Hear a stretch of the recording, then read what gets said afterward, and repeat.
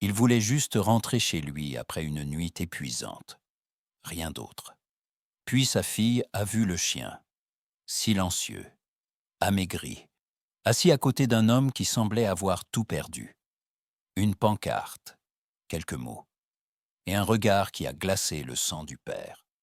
Ce chien ne demandait rien, mais il reconnaissait quelqu'un. En quelques minutes, une simple route va se transformer en piège émotionnel.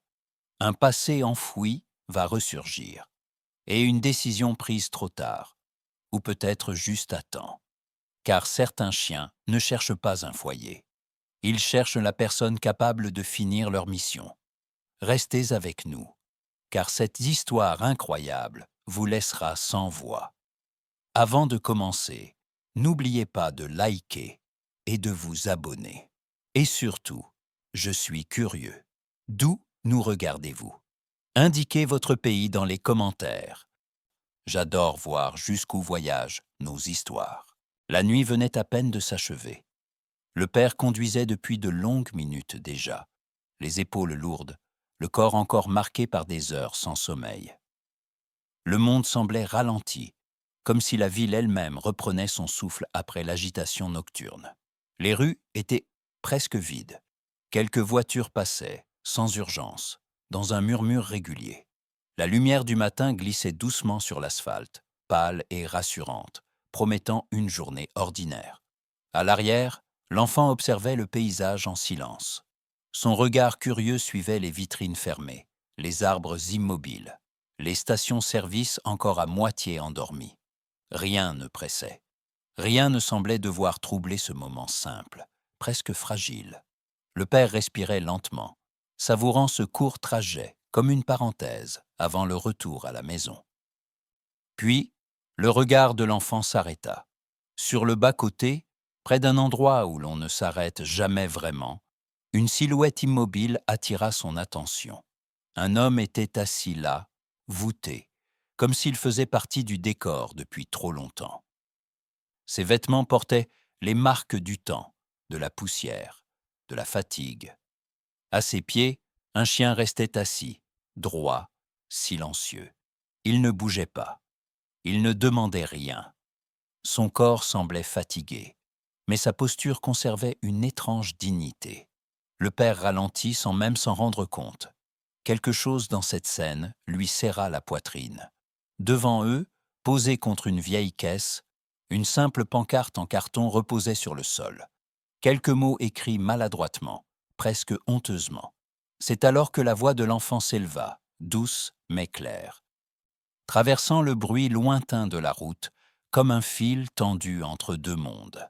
Elle posa une question simple, une question d'enfant, et à cet instant précis, le temps sembla suspendu. Le pied du père se fit plus léger sur la pédale, sans décision consciente. La voiture glissa, presque au ralenti, comme si elle obéissait à une intuition ancienne. Il n'avait encore rien compris, seulement cette sensation sourde, au creux de la poitrine. Un avertissement sans nom. Le chien ne réagissait pas au passage des voitures. Pas un gémissement, pas un mouvement de queue, aucun signe de peur ou de demande. Il restait assis, immobile, le dos droit, malgré la fatigue visible, comme s'il veillait sur quelque chose d'invisible. Son silence était plus éloquent que n'importe quel appel. Lorsque le père leva enfin les yeux vers lui, leur regard se croisa. Et tout changea. Les yeux du chien étaient calmes, étonnamment calmes, mais chargés d'une histoire que personne n'avait racontée. On y lisait l'attente, la patience et une fidélité qui semblait avoir survécu à trop d'épreuves. Ce regard n'implorait pas. Il reconnaissait. Le souffle du père se coupa. Une chaleur étrange remonta le long de sa nuque. Des images floues traversèrent sa mémoire, comme des fragments mal rangés. Un détail accrocha son esprit. Une marque sur le cou du chien, discrète, presque effacée. Quelque chose qu'il avait déjà vu, quelque part, autrefois. À l'arrière, l'enfant se pencha légèrement vers l'avant. Sa voix resta douce, respectueuse. comme si elle sentait, elle aussi, que ce moment demandait de la délicatesse. Elle insista, sans presser, avec cette confiance pure que seuls les enfants possèdent. Pendant quelques secondes, ni le père ni le chien ne bougèrent. Le monde autour sembla se figer, suspendu entre un avant rassurant et un après encore inconnu.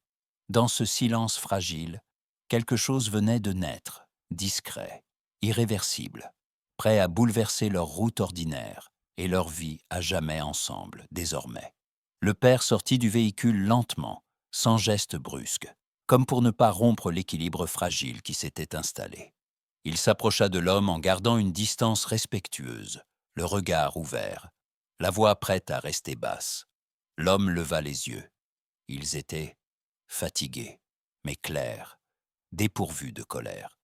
Il parla sans plainte, avec cette pudeur de ceux qui ont trop appris à se taire. Il expliqua comment il avait trouvé le chien près de l'eau, boitant, amaigri, le poil terni par la poussière. Il n'y avait ni héroïsme ni misère affichés dans ces mots, seulement des faits simples. Le chien mangeait peu, dormait mal. Une blessure mal refermée le faisait parfois trembler. Pourtant, il n'avait jamais fui. Il était resté. L'homme raconta ses propres journées, courtes et difficiles, ses maigres ressources, les repas sautés pour remplir la gamelle avant la sienne. Il avait bricolé un abri, partagé l'ombre, cherché de l'aide sans en demander vraiment. La pancarte n'était pas un appel au profit, mais un aveu d'impuissance, écrit avec la honte de devoir renoncer. Pendant qu'il parlait, l'enfant s'était rapproché. Elle s'agenouilla naturellement, sans effusion, laissant ses mains ouvertes. Le chien tourna la tête, observa un instant, puis posa doucement son front contre elle. Un geste simple, confiant, comme si, au milieu de tant de pertes, il reconnaissait encore la sécurité quand elle se présentait. Le père observait la scène, immobile, sentant le poids de l'histoire s'épaissir sans se dévoiler. Rien n'était encore certain. Pourtant, dans ce silence partagé, une vérité commençait à se dessiner, fragile et insistante, prête à remonter à la surface au moment le plus inattendu. Il inspira profondément, sachant que cette rencontre venait d'ouvrir une porte dont le sang s'échappait. Le père se pencha légèrement et son regard se posa sur le collier usé. Le cuir était craquelé, assoupli par le temps et la pluie, comme s'il avait traversé trop de chemin. Il passa les doigts dessus, hésitant, puis découvrit une petite plaque métallique, ternie mais encore lisible. Un nom y était gravé. À la seconde où il le lut, une tension sèche traversa son corps. Ce nom ne lui était pas inconnu. Il résonnait avec une adresse précise, une rue, un quartier qu'il connaissait trop bien. Sa mémoire professionnelle s'éveilla brutalement, ramenant à la surface un dossier jamais refermé. Une affaire restée en suspens malgré les recherches, les nuits écourtées et les hypothèses épuisées. Les images revinrent sans prévenir. Une maison silencieuse, des traces incomplètes, un sentiment d'échec lourd et persistant. Il se revoyait debout, des semaines plus tôt, devant une scène qui refusait de livrer ses réponses. Ce souvenir lui serra la poitrine, avec la même force qu'alors. L'homme fouilla dans un petit sac posé à côté de lui et en sortit un objet minuscule. Le père reconnut immédiatement ce qu'il tenait entre ses doigts. Un bracelet d'enfant, simple, coloré, marqué par l'usure. À l'intérieur, un prénom. Celui d'un enfant disparu. Le chien se redressa aussitôt. Son corps se tendit. Ses yeux s'illuminèrent d'une émotion contenue trop longtemps. Il gémit faiblement et tenta de s'approcher de l'objet, comme pour le protéger, comme pour rappeler sa mission inachevée. À cet instant précis, le doute s'effondra. Les fragments épars s'assemblèrent en une évidence silencieuse. Ce chien n'était pas perdu. Il n'avait jamais cessé de chercher. Et cette rencontre, au bord de la route, n'avait rien du hasard. Le père comprit alors que son devoir venait de changer, guidé par la loyauté muette d'un compagnon fidèle, discret, courageux, patient, blessé, vivant. Le père inspira profondément avant de parler. Il n'éleva pas la voix, n'adopta aucune posture d'autorité. Il expliqua simplement qui il était, ce qu'il faisait, sans badge, sans menace, sans promesse excessive. Ces mots étaient choisis pour rassurer, pas pour impressionner. Il dit qu'il devait vérifier quelque chose, que cela concernait peut-être une affaire ancienne, jamais résolue. Il se tourna vers l'homme et formula sa demande avec respect. Il ne parla pas d'argent comme d'un prix, mais comme d'une aide. Il demanda seulement un peu de temps, la possibilité d'emmener le chien, de suivre une piste avant qu'elle ne s'éteigne. L'homme l'écouta en silence, puis il hocha la tête, sans poser de conditions, sans poser de questions. Son regard se posa sur le chien avec une douceur résignée. À cet instant, le chien se leva lentement, comme s'il avait attendu ces mots, comme si tout, jusque-là, n'avait été qu'une attente patiente. Il s'approcha du père, acceptant la laisse improvisée, prête à partir. L'enfant observa la scène, le cœur serré, consciente que quelque chose de grave était en train de se jouer. Le départ fut rapide, trop rapide pour réfléchir davantage. Le moteur démarra, le monde reprit sa course. Avant de monter, l'homme posa une main sur la tête du chien. Aucun mot ne fut échangé. Juste un regard long, chargé de gratitude et de fatigue. Dans ce silence, une promesse muette circula. Faire ce qu'il fallait. Aller jusqu'au bout. Ne pas trahir cette confiance offerte sans condition, au bord d'une route ordinaire, devenue le point de départ d'un destin qui s'accélérait. Chaque seconde comptait désormais. Et le père le savait, avançant guidé par l'instinct, la peur, et une lueur d'espoir fragile, encore vivante en lui. Ils quittèrent la route pour une zone isolée, là où le silence devenait épais et où le signal disparaissait. Le père gara le véhicule à la hâte. À peine la portière ouverte, le chien tira en avant. Ses muscles semblaient se souvenir avant même que l'esprit n'analyse. Ici, tout lui était familier. Il avançait vite, sûr, malgré la fatigue. Le père suivait comme il pouvait, respirant fort, glissant parfois sur la terre humide, accrochant ses vêtements aux branches basses. La nature se refermait autour d'eux. Chaque pas demandait un effort. Chaque seconde pesait. Le souffle du père devenait court. La peur s'insinuait, discrète mais tenace. Et si tout cela arrivait trop tard? Et si cette course n'aboutissait qu'à un silence définitif? Devant lui, le chien ne ralentissait pas. Il haletait, mais continuait, guidé par une urgence que rien ne pouvait freiner. Soudain, il s'arrêta net. Le père manqua de le percuter. Le chien renifla le sol, tourna en cercle, puis commença à gratter avec frénésie. Ses pattes s'enfonçaient dans la terre, projetant feuilles et boues. Son comportement changea, chargé d'une tension nouvelle, presque désespérée. Le père se jeta à genoux à ses côtés, aidant à dégager ce que la nature avait dissimulé. Sous un amas de branches et de feuillages, quelque chose apparut. Un abri grossier, dissimulé volontairement, presque invisible pour qui ne savait pas chercher. Le cœur du père battait à tout rompre. Le chien gémit, pressant encore, comme pour dire que le temps n'existait plus. Devant eux, la cache révélait enfin ce qu'ils étaient venus trouver, suspendant leur souffle dans une attente insoutenable. Le vent se leva légèrement, couvrant leur respiration, tandis que l'espoir et la peur se mêlaient, indissociables. Dans cet instant suspendu où chaque battement comptait, où la fidélité d'un chien guidait encore les pas d'un homme, refusant d'abandonner malgré la nuit et le doute persistant. Dans l'abri dissimulé, le père distingua enfin une petite forme recroquevillée, un enfant. Sa peau était pâle, ses lèvres sèches, mais une respiration fragile soulevait encore sa poitrine. La vie était là, ténue, obstinée. Le père retint son souffle, craignant de briser cet équilibre précaire par le moindre geste. Le chien s'approcha aussitôt. Il s'allongea près de l'enfant, glissa sa tête contre lui, offrant sa chaleur sans bouger. L'enfant remua faiblement. Ses doigts, trouvèrent instinctivement le pelage familier. Un apaisement passa dans ce contact silencieux, comme si la peur acceptait enfin de lâcher prise.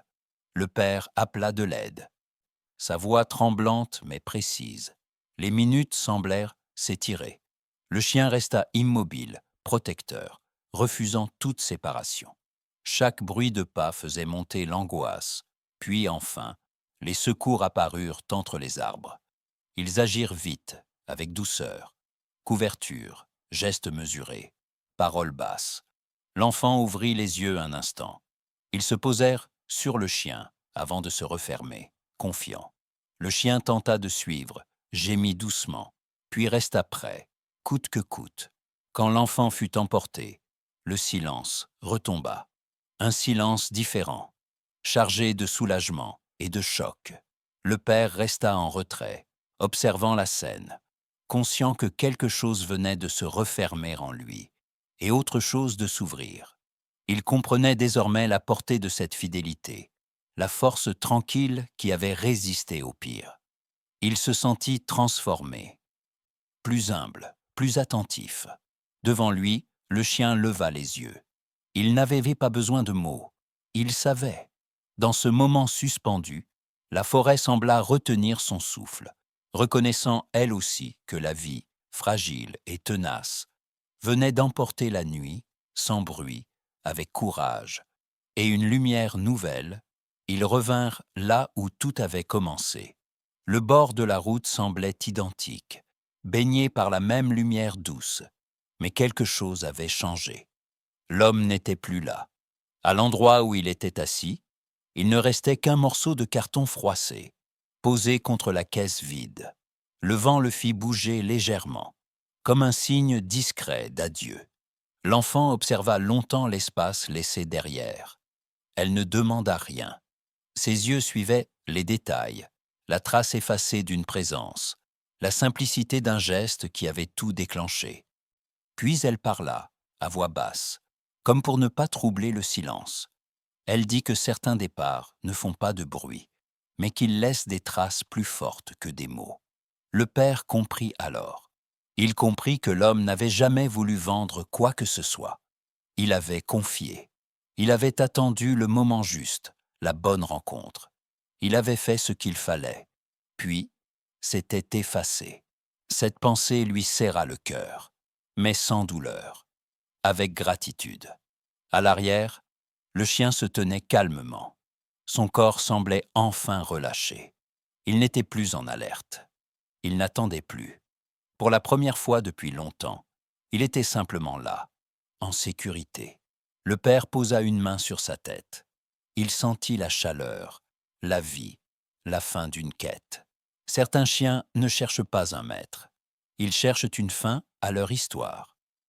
Et quand ils la trouvent, ils offrent bien plus qu'une fidélité. Ils offrent une vérité. Si cette histoire vous a touché, prenez un instant pour soutenir ce récit.